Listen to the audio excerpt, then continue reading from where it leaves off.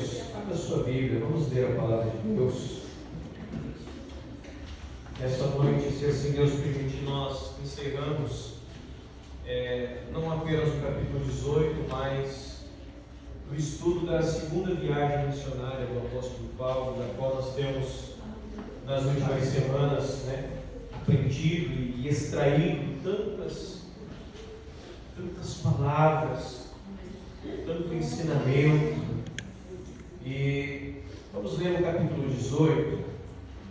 Aqui o versículo de número 18 também em diante. Depois você mantém a Bíblia aberta, a gente vai discorrer um pouquinho antes, e mais ainda depois. Mas vamos ler o verso 18, que diz assim: e Paulo, ficando ali muitos dias, despediu-se dos irmãos, e dali navegou para a Síria. Obrigado. E com ele Priscila e Áquila, tendo rapado a cabeça em Cencreia, porque tinha um voto.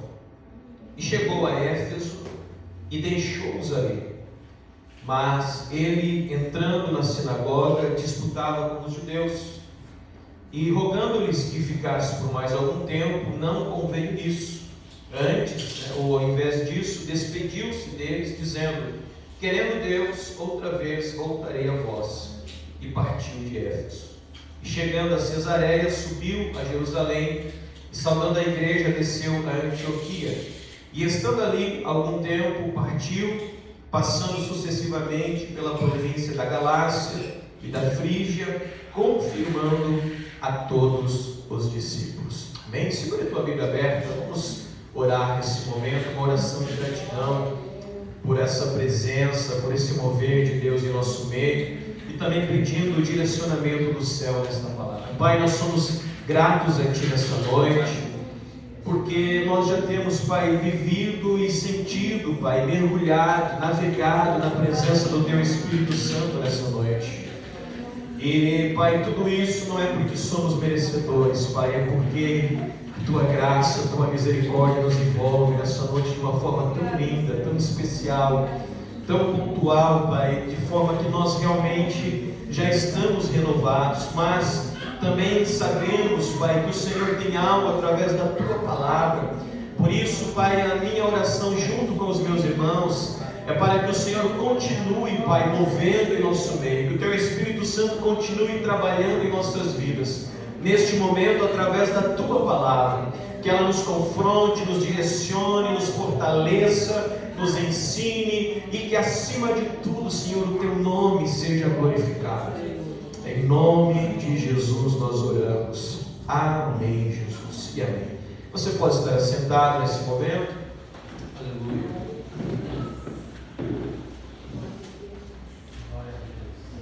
Continue no mesmo espírito de adoração, de devoção, porque o Senhor continua também operando. Lembra que eu falei nisso no culto? Cada minuto, cada momento, cada expressão de adoração nesse culto é muito importante. Inclusive agora, irmãos, é o momento da palavra, aonde na semana passada nós chegamos aqui até o momento em que Paulo é levado até diante de Galho, que era esse procônsul daquela região, Porém, Galho ele não dá ouvidos às acusações que eram levantadas contra Paulo. Agora, queridos, a gente vai ver no versículo 16, se você está com a Bíblia aberta, que Galho expulsa do tribunal, e estes judeus que eram expulsos nesse momento do tribunal, eles eram liderados por este homem que no versículo 17 a Bíblia faz referência, este homem chamado Sóstenes.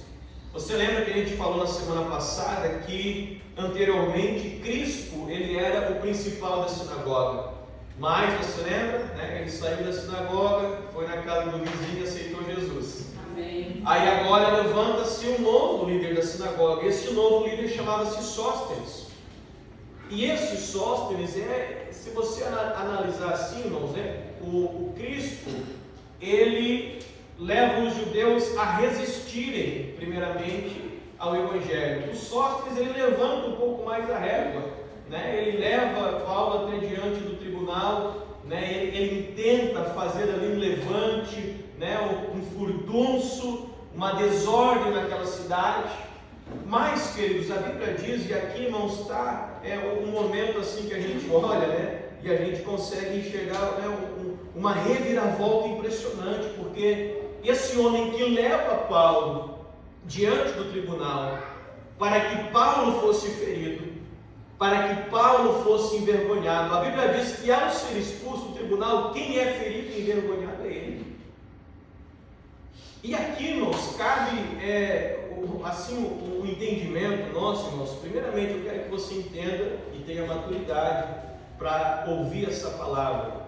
Você entenda que o cristão, irmão, de maneira alguma pode ser vingativo. Você entende isso dessa noite? Você precisa dessa maturidade para ouvir essa palavra. Porque senão, irmão, a gente, tá vendo? Se levantou agora, né, irmãos? E às vezes a gente está só esperando, né? Às vezes tem oração, mas tem crente que quase faz oração, né? Para que Deus vingue. Né? Irmãos, a Bíblia diz que dele é a vingança, não é nossa. Amém? Em alguns momentos da história, Deus vinga em certos pontos da história instantaneamente, como aconteceu com Sóstenes. Em outros momentos da história, talvez passe um tempo, 1 ano, 2, 5, 10, e tem momentos da história, irmãos, que você não vê isso, nem na palavra de Deus e nem na própria história. Então isso aqui, irmão, não serve, né, para você ficar, né, cantando aquela música Sabor de Mel, né? Que me viu passar na prova e não me ajudou, quando me vê na bênção vai se arrepender. Não, serve para você ter esse tipo de visão. Amém? Mas pelo contrário, né? Quem te viu passar na prova e não te ajudou, quando vê você na bênção, tem que se alegrar e se converter pelo teu testemunho, daquilo que Deus fez na tua vida. Amém, igreja? Amém. Agora, quando nós temos esse tipo de visão, irmãos, esse pensamento, né, não vingativo, e quando a gente se propõe a viver dessa forma, a gente precisa entender que a gente vai estar vivendo na contramão desse mundo, porque o mundo, de forma em geral, ele nos incentiva a sermos vingativos. De forma em geral, né, mesmo que de uma forma assim, velada muitas vezes, escondida muitas vezes, né, mesmo que ele seja só um pensamento, mas nós somos constantemente instigados a sermos vingativos. Desde aquela fechada no trânsito, né, até coisas maiores. Você entende isso nessa noite? Então isso requer de nós, irmãos, um posicionamento. E quando nós temos esse posicionamento, que por exemplo nós vemos Paulo ter aqui e os demais cristãos, né, que estavam com ele. Você não vê, lembra que eu falei semana passada, você não vê Paulo, de bico grande ou reclamando, não, ele continua fazendo a vontade de Deus e deixa Deus fazer a sua obra acontecer. E quando nós temos esse tipo de posicionamento, lembra que eu falei, quem se levanta contra a tua vida, ele pode até sofrer uma consequência do Senhor, porém o alvo principal do cristão é que esta pessoa também seja alcançada pela misericórdia e pela salvação da sua vida. Amém, igreja? Então entenda isso nessa noite, né? Não tenha esse coração revanchista, né? Esse coração que deseja vingança, porque isso não provém do Senhor. Entenda que em alguns momentos Deus fará acontecer na tua frente, como fez acontecer aqui com Sóstenes. Mas, porém, entretanto, né, o nosso posicionamento não pode mudar. Nós temos que ser imagem e semelhança de Jesus Cristo, amém? Quando você olha para a palavra de Deus, você vai ver primeiramente Jesus dando o exemplo, e depois você vai ver Estevão, os apóstolos, a igreja primitiva seguindo esse exemplo de quando a perseguição se levantar contra a vida deles, né? Pai, perdoa porque não sabem o que fazem. Amém? E entrega nas mãos do Senhor, como já foi testemunhado pela emocional aqui, né? Falta 90%, mas e aí? Está nas mãos do Senhor. Amém? Ah, mim. E aí? Traz as mãos do Senhor e entrega para Ele. Peça que a graça e a misericórdia do Senhor alcance ele ou ela. Amém? Aí você vai estar sendo, sabe o quê? Um cristão. Você não vai estar sendo um super-homem, não. Você vai estar sendo cristão na sua essência. Você vai estar sendo cristão no sentido mais puro da palavra. Amém, igreja? E olha o que isso pode produzir.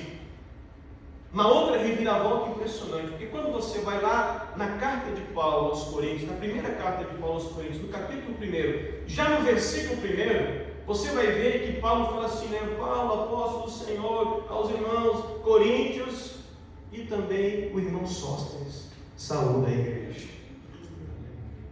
Amém, igreja? Amém. Lembra que eu falei? Quando você tem um pensamento cristão, um posicionamento cristão, mesmo que o Senhor pese, como pesou a mão ali, né, na vida de Sóstenes momentaneamente, mas a nossa visão, o nosso pensamento sempre tem que ser de amor e misericórdia, que a graça alcance esta pessoa, que a misericórdia alcance esta pessoa. Aleluia. A maioria, né, apesar que lá em 1 Coríntios 1, verso 1, né, Paulo não especifica que era o irmão Sóstenes, né, que foi o líder da sinagoga que tinha perseguido ele, mas a maioria absoluta, né, dos historiadores e dos teólogos entendem que sim, esse Sóstenes, que Paulo agora lá em 1 Coríntios, né, está citando na carta como um co-remetente dessa carta aos Coríntios, é o mesmo Sóstenes que havia se levantado contra a vida dele. Depois Deus permite que os gentios da cidade de Corinto, né, praticamente linchem ele na frente do tribunal, mas a gente entende então que quando ele foi linchado, quando ele foi ferido pelos gentios, teve alguns cristãos com amor e misericórdia que estenderam a mão e o abraçaram. Amém? Isso aqui, irmãos, é um ensinamento muito precioso para a tua vida.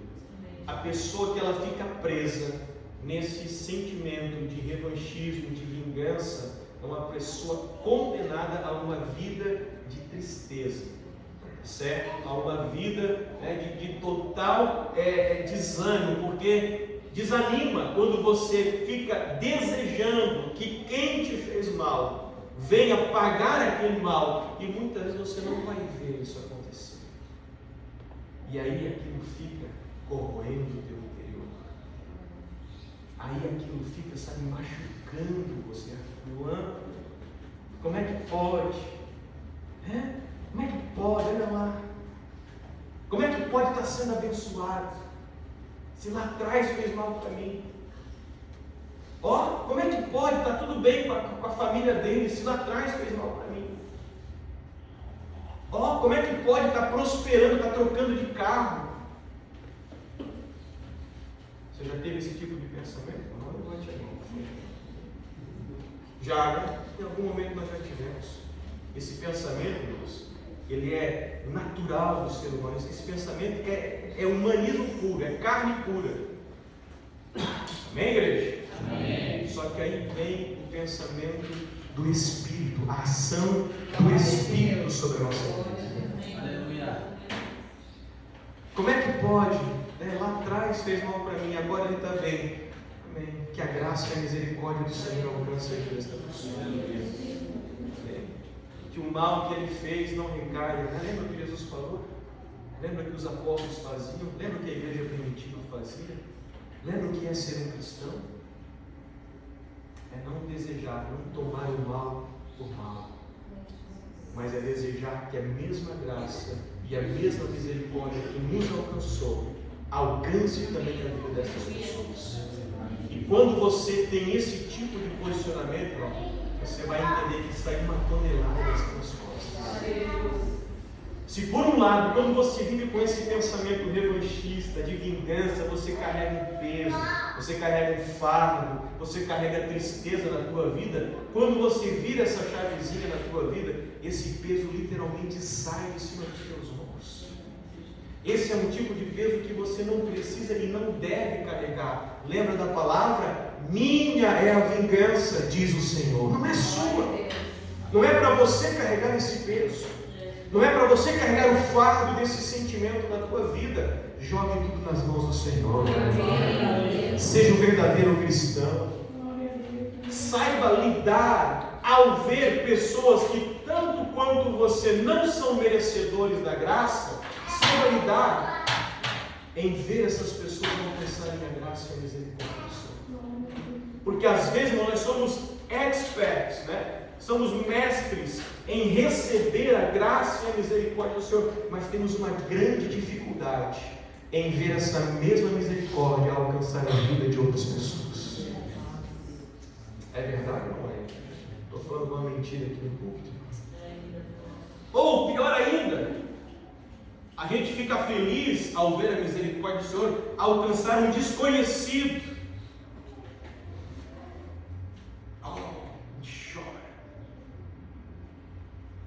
Mas quando a misericórdia alcança um conhecido nosso, que a gente julga não merecedor, primeiro precisa pagar, primeiro precisa ser linchado publicamente, primeiro todos têm que ver que estava errado. Não foi assim que aconteceu comigo, não foi assim que aconteceu com você. Não esqueça que a graça é favor não merecido. A misericórdia do Senhor, irmãos, é para quem não merece. Se você se acha merecedor, você no final da vida de novo. Porque é para quem não merece. Como eu, como você e como aqueles que nos perseguem muitas vezes. Você entende isso nessa noite? Amém. Paulo entendia isso. Por isso que anos mais tarde, esse Sóstenes, ele se tornou um cooperador do seu ministério, alguém que o acompanhava. E aí você vê a graça, a misericórdia, a salvação, do Senhor plenamente acontecendo na vida, no ministério e através, do mover de Deus na vida do apóstolo Paulo. Amém? Que você possa ser tanto quanto o apóstolo Paulo, uma pessoa que seja, como eu falei, não vingativa, não revanchista, mas ao contrário disso. Que grande testemunho se você alcançar o teu perseguidor para o Senhor. Irmão, se já é maravilhoso você alcançar um amigo, um familiar, aquele que está dentro do teu lar, você imagina alcançar com o teu testemunho aquele que te feriu, aquele que te persegue. Não, o testemunho maior ainda.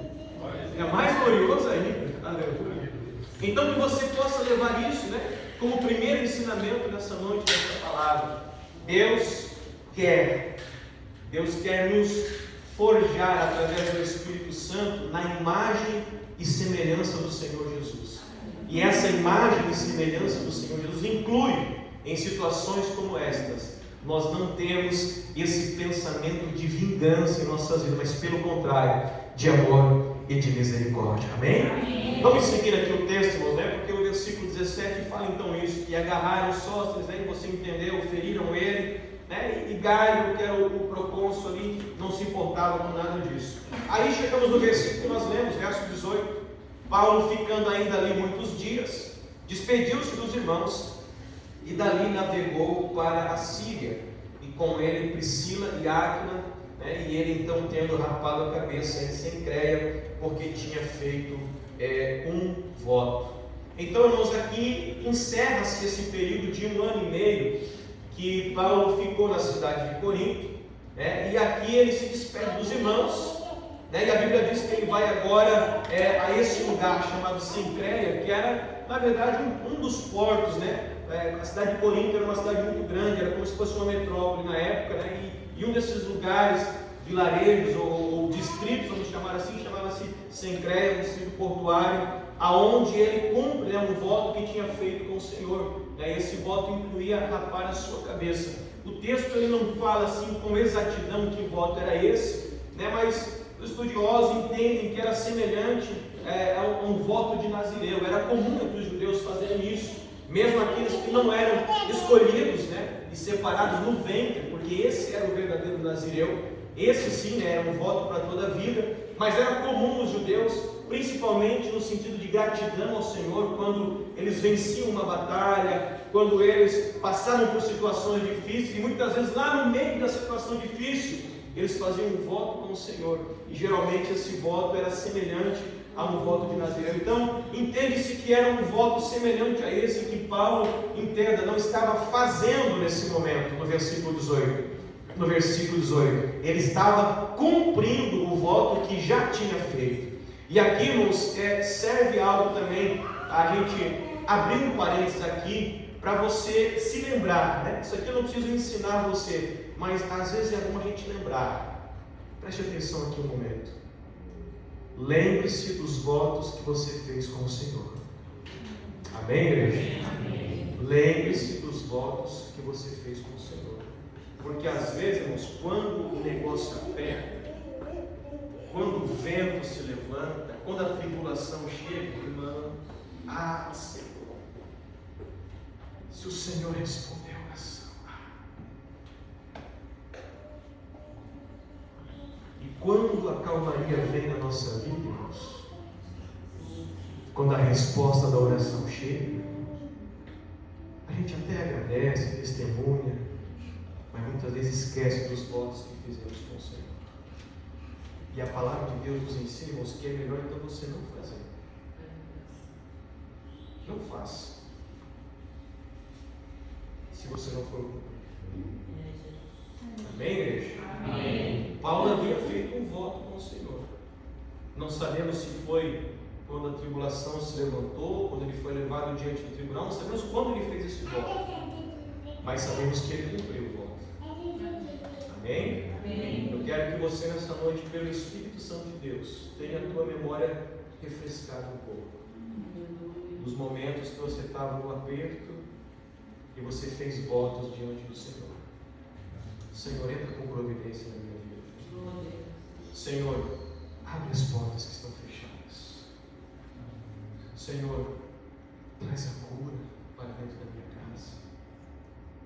E então, Senhor, eu serei fiel. Então, Senhor, te servirei com amor. Então, Senhor, não retrocederei, não voltarei. O Senhor fala com alguém aqui nessa noite. Ainda é tempo de você cumprir o voto que você fez com o Senhor. Amém? Se você tem ouvidos para ouvir, ouça a voz do Senhor nessa noite. Ainda é tempo. Aleluia. Não sabemos quando Paulo faz esse voto, mas sabemos que naquele porto, na cidade, né, no lugarejo de Sincréia, ele cumpre esse voto. E ali, irmãos, ele embarca, né? Já que ele está retornando, encerrando a sua segunda viagem missionária. E a Bíblia diz que ele passa na cidade de Éfeso, versículo 19. Ele chegou em Éfeso, deixou ali Priscila e Áquila, né, ou Áquila e Priscila, esse casal abençoado, né, que mais na frente a gente vai ver ajudando, né, no discipulado, inclusive, né, de um grande homem de Deus chamado Apolo. Né, e a Bíblia diz que ali, por um momento, ele entra numa sinagoga, prega aos judeus, né? Porém, a Bíblia diz no versículo 20, irmãos, que mesmo que os irmãos da cidade de Éfeso pediram para que ele ficasse, né, rogaram, quase imploraram para que ele ficasse, a Bíblia diz que não convém isso no seu coração, né? Mas ele logo já sai da cidade, despede dos irmãos, né? Mas ele fala, querendo Deus, outra vez voltarei a vós, e partiu de Éfeso, né? E a Bíblia fala, irmãos, que Deus quis, né? E ele voltou já logo no início da terceira viagem missionária, para um período aí de 3 anos então que ele fica na cidade de Éfeso, né? Então fica aqui esse registro, né, de que é sempre bom nós estarmos direcionados pelo Espírito Santo de Deus. É sempre bom você estar sensível, suscetível, né, à voz do Senhor. Lembra que eu já falei aqui em várias oportunidades, né? Deixa o Senhor guiar, direcionar a tua vida. Mesmo que isso, irmãos, momentaneamente vai fazer você desviar dos teus planos. Mesmo que isso momentaneamente vai fazer você sair fora do teu planejamento. Mas o melhor lugar para você estar é no centro da vontade de Deus. O melhor lugar para você estar. O melhor a se fazer, sabe o que é? A vontade de Deus. Eu entendo que quando Paulo fala para os irmãos de Éfeso, olha, querendo Deus, voltarei. Ou seja, ele também tinha desejo de estar ali, de permanecer ali. Mas o Espírito Santo falou: olha, não é agora, não é o momento. Então ele não fica em Éfeso, mas pouco tempo depois ele retorna então para essa cidade. E a Bíblia diz que então ele fica 3 anos, estabelece um grande ministério na cidade de Éfeso. E o nome do Senhor vai sendo glorificado em tudo isso que acontecia na vida do apóstolo Paulo e também na igreja do Senhor que estava se formando através do seu ministério. Amém, igreja? Amém. Então ali no versículo 20, ele não concordou de ficar ali. Versículo 21, se despediu, dizendo, querendo Deus, voltaria, e partiu de Éfeso.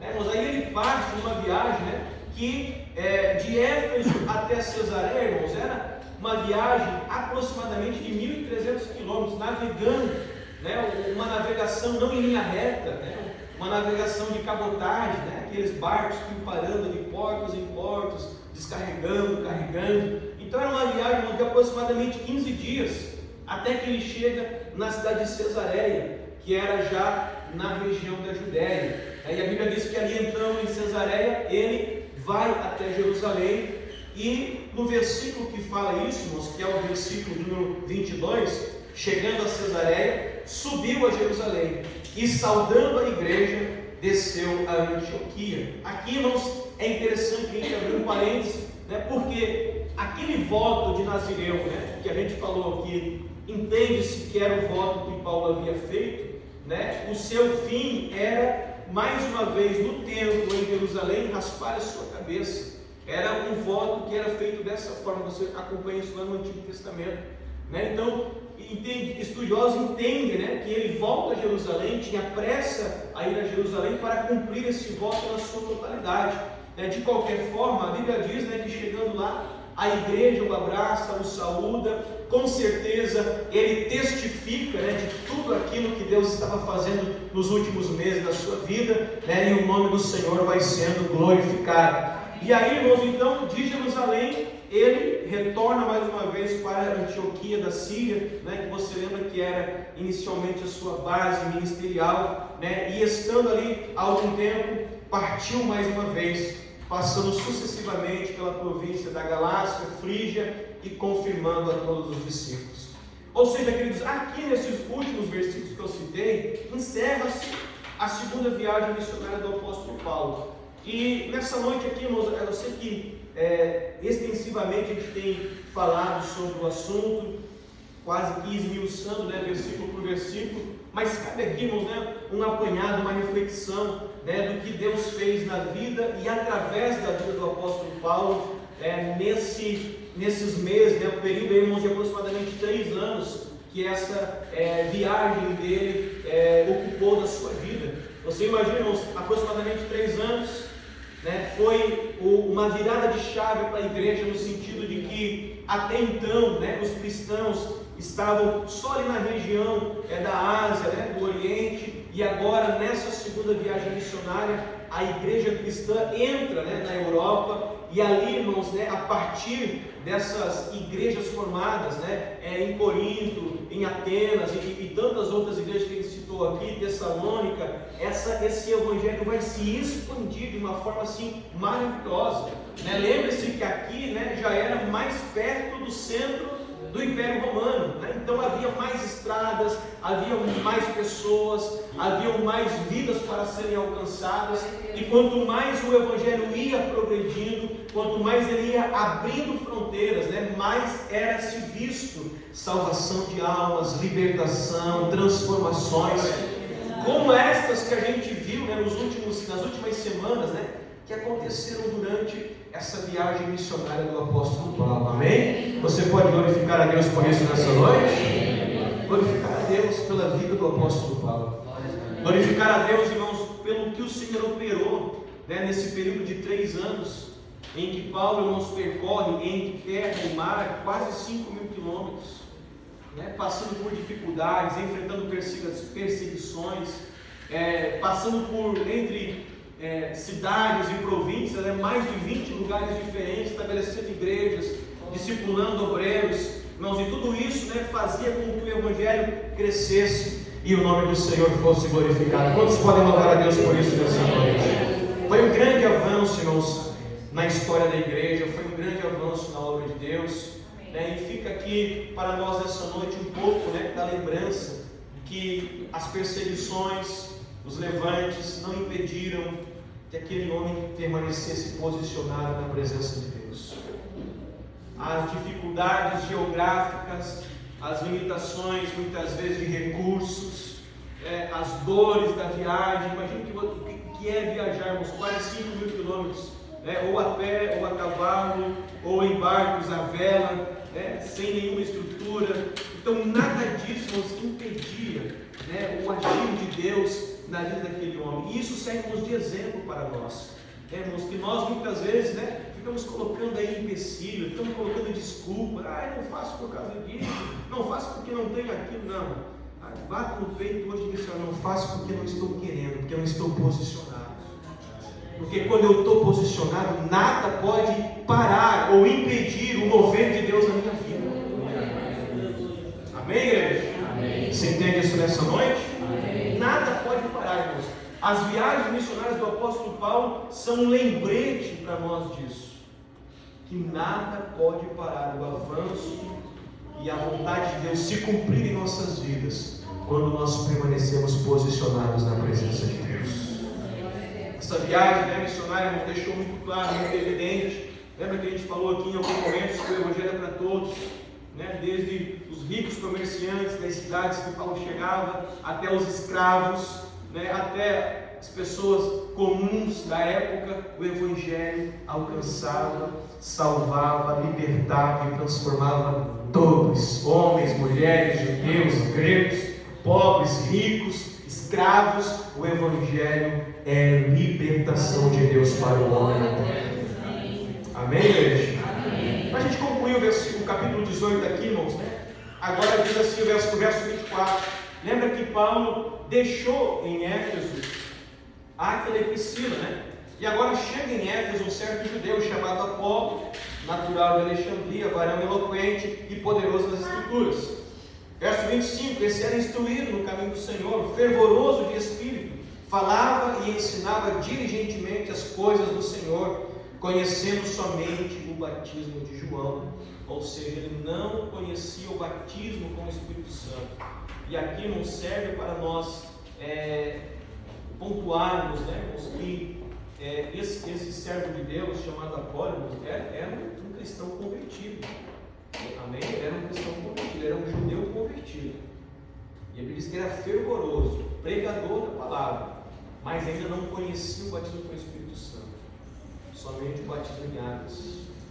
Amém? Isso aqui serve para você ver que a Bíblia assim diferencia o batismo com o Espírito Santo. É diferente do que algumas visões teológicas ensinam, que a pessoa, ao converter-se, já existe esse, entre aspas, batismo com o Espírito Santo na sua vida. Mas a Bíblia, em vários textos, nos mostra o contrário. Amém, igreja? Amém. Então esse homem ele não conhecia, e ele começou a falar ousadamente na sinagoga. Quando ouviram, verso 26, Priscila e Áquila o levaram consigo e lhe declararam mais pontualmente o caminho de Deus. Querendo ele passar a Acaia, que era outra região ali, eles o animaram, animaram os irmãos e escreveram aos discípulos que o recebessem, o qual, tendo chegado, aproveitou muito aos que pela graça criam, porque com grande veemência convencia publicamente os judeus, mostrando pelas Escrituras que Jesus era o Cristo. Então olha que coisa maravilhosa. Apolo ele já era um homem convertido, ele já era um homem pregador do Evangelho, que já estava ensinando os judeus, que já estava mostrando, mas ele não conhecia ainda esse selo maravilhoso do batismo com o Espírito Santo. E aí, irmãos, a Bíblia diz que Áquila e Priscila então abraçam ele, não fazem divisão, poderiam ser, que história é essa, nós que estamos aqui, Paulo deixou nós, nada disso. Eles abraçam o Apolo, eles o orientam um pouco mais, e quando ele quis, eu quero ir para aquela região pregar, a Bíblia diz que eles não só o incentivaram, eles escreveram para os irmãos receberem bem ele lá naquela cidade. Amém? E tudo isso nos aponta para o quê? Para a comunhão da igreja. Amém, irmãos? Para não termos aquela visão, de nós contra eles. Não, porque nós aqui é porque somos os perfeitos. Não, nada disso. Amém? Nossa igreja é uma bênção. Esse lugar aqui, ele é maravilhoso. Mas lembra que eu sempre falo, Deus também tem os escolhidos em outros lugares. Amém? E quando nós encontramos esses escolhidos, nós temos que entender, né? Se serve a Jesus Cristo, né? E com fervor de coração, abrace. Amém, irmão? Pastor, mas aí lá naquele lugar, né, o pastor irmão Apolo, ele não conhece a totalidade. Aí o que eu faço? Abraça ele. Você já conhece? Mostra para ele. Pastor, mas lá a irmã fulana não está vivendo isso que a gente está vivendo. E aí, o que eu faço? Abraça. Mostra aquilo que você está vivendo. Deus tem um testemunho de vida. Pastor, mas ela não quer vir para a nossa igreja, ela quer continuar na dela. Amém, irmão. Glória a Deus por isso. Abrace, mostre a verdade, dê bom testemunho. E se a pessoa, né, se o Apolo quer ir para a Caia, glorifique a Deus pela vida dele, recomende bem a vida dele e ore para que Deus o use grandemente em suas mãos. Amém, irmãos? A gente tem testemunho aqui, irmãos, disso. Tem testemunhos aqui. Um tempo recente aqui, irmãos, houve uma situação difícil na nossa igreja vizinha aqui, na cidade vizinha. E naquele momento, irmãos, nós poderíamos ter tirado, né, pessoas de lá e trazido para cá com facilidade, né, porque era um problema muito grave que aconteceu. E pela proximidade, né, e pela comunhão que sempre tivemos com aquela igreja, mas não é essa a visão do reino dos céus. Amém? Amém? Deus mostra, Deus coloca ao nosso lado as pessoas certas para caminhar conosco. Amém? Amém? Ah, mas lá está errado, o que eu faço? Eu dou testemunho, eu dou exemplo, quando possível eu falo a verdade, eu ensino, mas se a pessoa não quer, irmãos, Deus abençoe grandemente a sua vida. Amém, irmãos? Assim é o Evangelho. Simples assim. E quando nós temos, irmãos, esse tipo de visão, olha que coisa maravilhosa. Né? Bom, primeira coisa, Priscila e Áquila não fazem, né, aquele muro de separação quando Apolo chega. Eles o abraçam.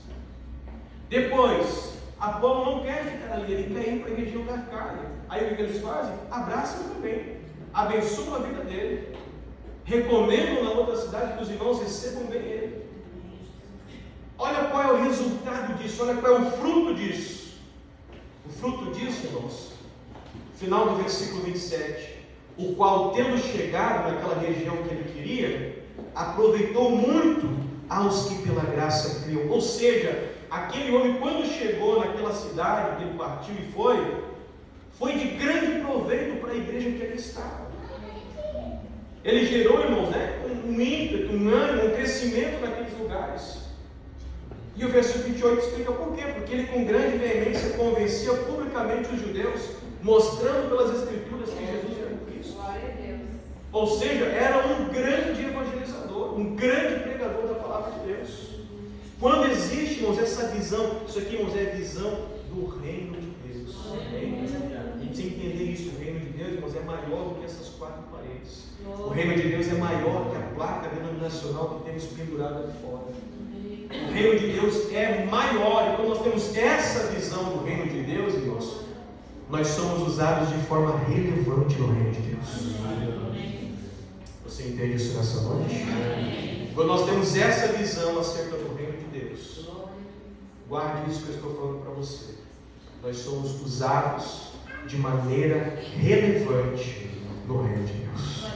Coloque-se em pé no nome do Senhor Jesus nessa noite. Eu quero orar com você nesse momento.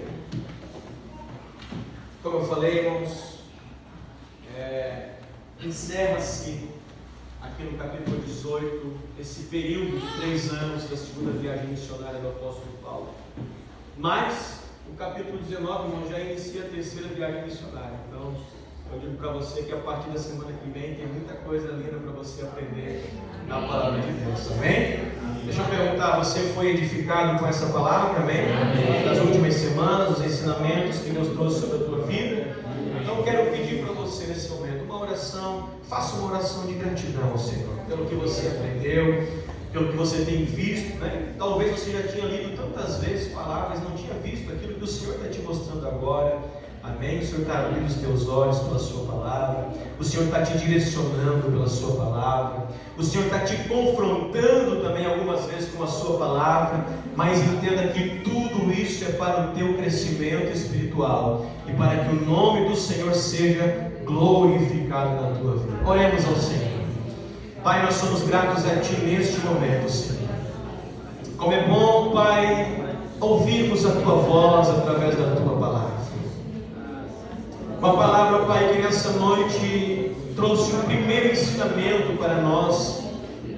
Para alguns uma lembrança, porque às vezes vai ficando no esquecimento o fato de que o cristão, Pai, não pode ser vingativo, não pode ser revanchista, não pode ficar alimentando mágoas, rancores e sentimento de vingança no seu coração.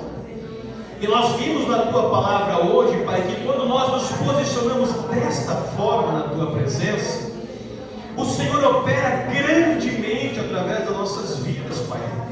E muitas vezes não aqueles que já são nossos amigos, não aqueles que são nossos familiares, isso também é muito bom, é muito maravilhoso, mas muitas vezes até mesmo aqueles que nos desprezam, que nos humilham, que nos envergonham, que se levantam, que nos caluniam, até mesmo estes, muitas vezes são levados às misericórdias do Senhor, à salvação do Senhor, à libertação do Senhor, através do nosso testemunho. Eu oro, Pai, para que a Tua igreja tenha entendido isso nessa noite. Eu oro, Pai, para que estejamos nesse lugar sendo forjados, Pai, imagem e semelhança do Senhor, aleluia. Imagem e semelhança do Senhor, que diante daqueles que o perseguiam, disse: Pai, perdoa-nos. Que possamos olhar, Pai, para o exemplo que nossos irmãos da igreja primitiva, os apóstolos, Pai, todos mais nos deixaram. Que mesmo diante de perseguições, ó Pai, eles eram muitas vezes mortos, apedrejados, devorados por feras, mas no seu coração havia perdão sendo liberado, no seu coração havia paz do Senhor, aleluia. E por isso a Bíblia fala, Pai, que como Estevão, fechavam os seus olhos aqui na terra, mas já enxergavam os céus e a eternidade com o Senhor. Ah, Senhor, limpa de nosso coração, Pai, limpa da nossa mente, Senhor, todo ímpeto de vingança, todo ímpeto de raiva, de ira, de discórdia. Senhor, que isso seja limpado em nossos corações, porque isso, Pai, muitas vezes é impedimento para o Teu agir em nossas vidas, porque isso muitas vezes são barreiras que nós mesmos colocamos, e dentro das quais nós ficamos presos, carregando um fardo, muitas vezes por anos. Mas que nessa noite, Senhor, alguém possa lançar esse fardo aos pés da cruz nesse lugar. Oh, aleluia. Que nesta noite, Pai, alguém lance esse fardo, Pai, aos pés do Senhor neste lugar. Que nesta noite alguém entenda que não precisa, e mais do que isso, não deve carregar esse peso. Aleluia, aleluia, aleluia, aleluia. Que a Tua palavra, Pai, nos transforme. Que a Tua santa palavra nos limpe, como vimos aqui no domingo à noite. Que a Tua santa palavra, Pai, nos direcione. Que o Teu Espírito Santo, Pai, encontre corações abertos, corações disponíveis a serem trabalhados neste lugar. Senhor, a minha oração, Pai, é sobre aqueles que na hora da provação, na hora da luta, fizeram votos diante de Ti, mas quando a bonança chegou nas suas vidas, quando a porta se abriu, quando a cura chegou, quando a tempestade passou, esqueceram-se dos votos que haviam feito. Que o Teu Espírito Santo, Pai, os leve nessa noite a um momento, Pai, de reflexão, de arrependimento, e há uma decisão, um posicionamento de cumprir, ó Pai, aquilo que votaram, Pai, diante de Ti, aquilo que prometeram na hora da provação, que agora na hora da bonança, Pai, eles possam cumprir na Tua presença.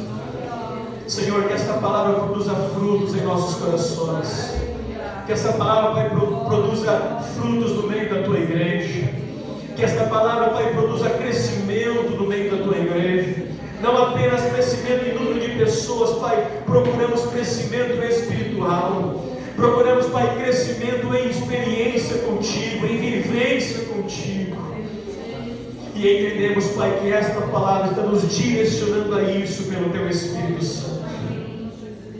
Que acima de tudo, Pai, o Teu nome seja glorificado em nosso meio.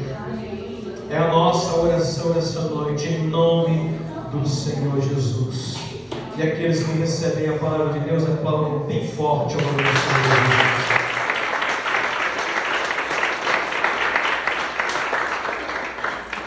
Amém, igreja? Amém.